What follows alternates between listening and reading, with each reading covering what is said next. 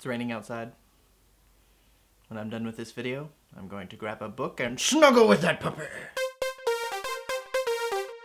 Birdman is about Michael Keaton trying to put on a play and literally everything goes wrong. This movie stressed me out. So Michael Keaton plays an actor who is only really well known for playing a superhero, and he's trying to get his artistic credentials back by directing and starring in a Broadway play. Edward Norton plays this crazy method actor who only confirms to Michael Keaton that he doesn't have what it takes. Emma Stone also has a great small part as his daughter who has just gotten out of rehab. The whole movie tries to create this illusion that the whole thing is one long continuous take, and it's a very clever technique because it sort of complements on the fact that this is all sort of a play, and you also kind of feel that unnerving tension that the main character is going through. You almost feel like you're trapped in his mental breakdown and it's happening to you. This is a very performance-driven movie, and there's not one bad performance in this movie. I think it might be Michael Keaton's best performance ever. Edward Norton, Zach Galifianakis, and Emma Stone are all great in it. There's moments of just like surreal humor as well as just very raw and almost tearful moments. If you're looking for something new and interesting, something that examines a character and is artistically engrossing,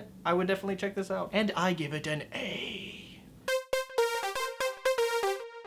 So this movie happened. When I saw the trailer for this movie, I was slightly excited. I mean, the Farrelly brothers haven't made a good movie in a long time. But Jeff Daniels and Jim Carrey clearly have chemistry. I mean, it couldn't be as bad as this horrible thing that happened.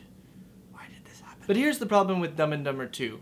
It's too aware that Dumb and Dumber 1 exists. In the first film, they weren't trying to make a huge cult comedy hit. They were just people making a silly movie. Jim Carrey wasn't a huge star yet, and Jeff Daniels didn't really look like he didn't want to be there. The big problem with this movie is that it feels too written. There was no instinct of what would be funny. It was only, hey, let's make another Dumb and Dumber movie.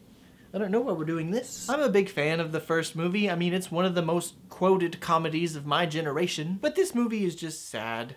It's a group of people trying to capture lightning in a bottle for a second time and failing. I think I had like 1 or 2 good laughs in it and maybe a couple of chuckles, but mostly I was just rolling my eyes a lot. It's clear that people wanted to see this movie again. They wanted to see Jim Carrey and Jeff Daniels back again, to see if they could capture the magic of the fart jokes, but it just doesn't happen, and I give it a D.